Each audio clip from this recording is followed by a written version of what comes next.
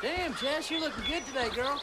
You got that, badass ninja shit going on, like you might kill me any second. I dig it. I guess that's a compliment. Damn right, lady girl. Got plenty more where that came from, too. No. Copy that.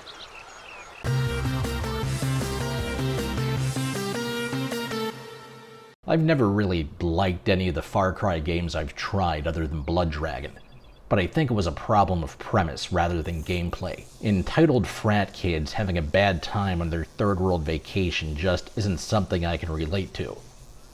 Far Cry 5's premise, however, that's something I can get behind. In Far Cry 5, you play as a US Marshal who was sent along with another Marshal and local law enforcement to arrest Joseph Seed, the charismatic nutjob leader of the project at Eden's Gate, a doomsday cult in Montana. The arrest is the first thing that happens, and to describe it will spoil the plot, but it's one of the most tense sequences I've gone through in a video game and sets the tone for the rest of the proceedings. Far Cry 5 is by turns intense, oppressive, exciting, wondrous, and hilarious. And none of these tones are out of place given how grounded the over-the-top premise is presented. Overall, the tone reminds me a lot of the first Mad Max movie, where you see an isolated pocket of civilization going to hell even though they still have access to their modern trappings. Pre-apocalyptic, if you will. Something I think is also commendable given that this game is set in backwater nowhere and populated mostly by poorly educated blue-collar people, is the game never takes the lazy route and makes fun of them for it. There'll be some specific standout characters who are idiots, but everyone else in the game world also regards them as idiots. As for the mechanics of this game, it's just as much of an RPG as Fallout 4, which is a weird thing to say. Although it lacks a dialogue system, you have freedom in how you tackle the story elements, not being locked into completing one region before any other. And character progression and leveling is handled through perks. The game world is divided into 3 regions, each one run by one of Joseph Seed's siblings. We let the weak dictate to the powerful, and then we are shocked to find ourselves adrift. But history knows the value of sacrifice, of culling the herd so that it stays strong. There's Jacob, an Army veteran whose region is far more militarized than the others, as he's the head of security for the cult. Yes, I must be redeemed. There's John, who is a lawyer by trade and now uses his persuasion skills to convince people to join the cult, whether they want to or not. I know you've heard stories about me. That I'm a liar. A manipulator.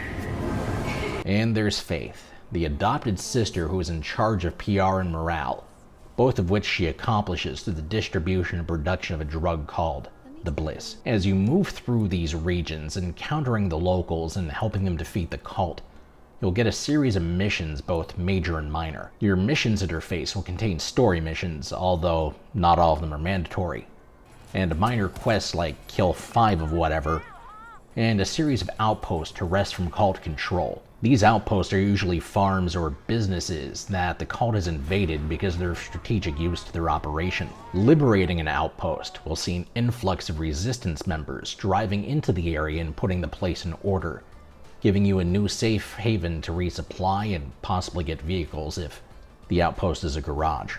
This mechanic introduces my first gripe with the game.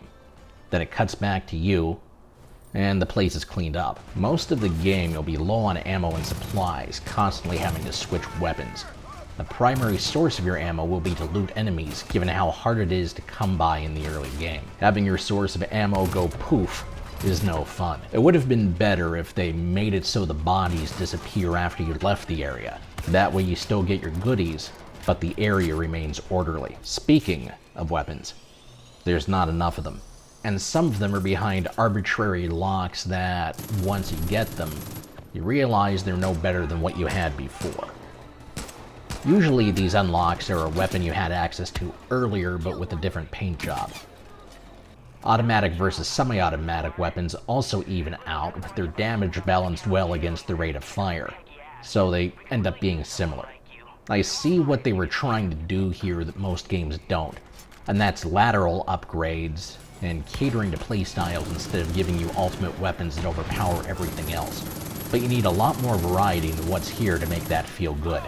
That being said, fully upgrading the larger sniper rifle and machine gun make you a flat-out killing machine, so I found little reason not to use them once I got access. The homing rocket launcher is also a fun weapon. If you fire it and it doesn't have a target lock, it will follow your crosshair when you move it.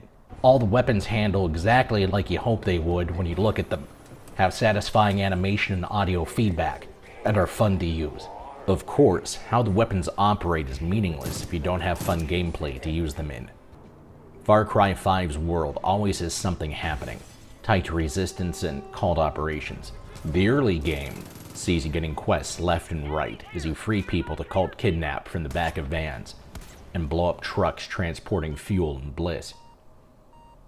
These events can happen pretty much randomly anywhere, and the combination of the vehicle you're in, weapons you have on you, and the terrain will make sure these encounters are varied. The cult will also come after you with airplanes, helicopters, and gunboats if you're along a shoreline, which can force you to switch your tactics and turn a routine skirmish into a raging battle. Two of the companions you can pick also use a helicopter and an airplane, so this isn't completely one-sided. The companions in the game come in two forms: main characters you recruit to your cause as the story progresses, and random resistance fighters.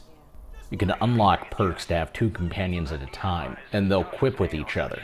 The interaction at the beginning of the video was an example of that. Each companion, random or main character, has their own combat specialties, and the extra firepower is extremely useful. They can also revive you if you're downed in combat, which is something that will happen more frequently than you might like if things get explodey. There are also a lot of set-piece action sequences, but I wish there were more of them. There's a sequence of the game where you have to dogfight, and it is incredibly fun and challenging. Except that's the only dogfight sequence in the game. Sure, you can hop in a plane and hunt around for randomly generated planes, but they're few and far between, and it isn't very rewarding. Something that I enjoyed immensely and came completely out of left field was arcade mode. Arcade machines in the game world let you access arcade mode, and it's full of downloadable user-created levels.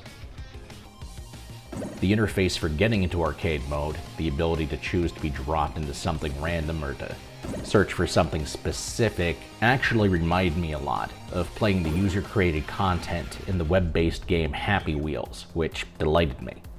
I do think the story of this game is worth discussing, so we're about to get into spoilers. Before we do that, if you want my recommendation, buy it. Now, if you don't want spoilers, you have 5 seconds to follow the advice of Clarence Bodecker from RoboCop. Spoiler alert. Spoiler alert. Spoiler alert. Joseph Seed runs a doomsday cult, beating the drum that the world is about to end, and everyone must repent for their sins, and that the weak must be called. Once you come out on the other side of that, your earthly reward is the bliss, a drug that makes you feel great and like you're doing great things no matter how deplorable your actions are. It's like an extremely grounded version of Pyrovision from Team Fortress 2. There are 3 endings, one of which you can get almost immediately. Hesitate to arrest Joseph Seed for too long, and the cult will get anxious, and it's clear things are about to go bad. The sheriff orders all the cops to leave, you do just that, and the credits roll. Keep this in mind for later. If you arrest Joseph, the helicopter you're carting him off in gets attacked and crashes, leading to a sequence where you have to escape to safety as the cult tracks you and the other marshal down. As you progress through the game, Joseph gets progressively more angry as you kill his siblings, and you really can't blame the guy. He always rationalizes it as he's still winning and you're just furthering his prophecy. The sacrifice called for in the prophecy must have meant his sacrifice and not others, like any maniac would. After you kill his 3rd sibling, he has a full-blown emotional breakdown, bawling while snot runs out of his nose. As gross as it is to watch, I've never seen a video game character that well animated or showing that much emotion. At this point, it's time for the final confrontation with Joseph. As revenge for you taking his family, he takes yours, and every friend you've made up to this point shows up under his control through a combination of the bliss and techniques employed by Jacob. Joseph gives you an option. Stop fighting him and you and your friends can leave without further harm done to you. If you take this option, you drive off with several characters, and as you drive along, the song Only You comes on the radio, Jacob's mental conditioning triggers, and the credits roll. Or you can continue to oppose Joseph and fight your friends.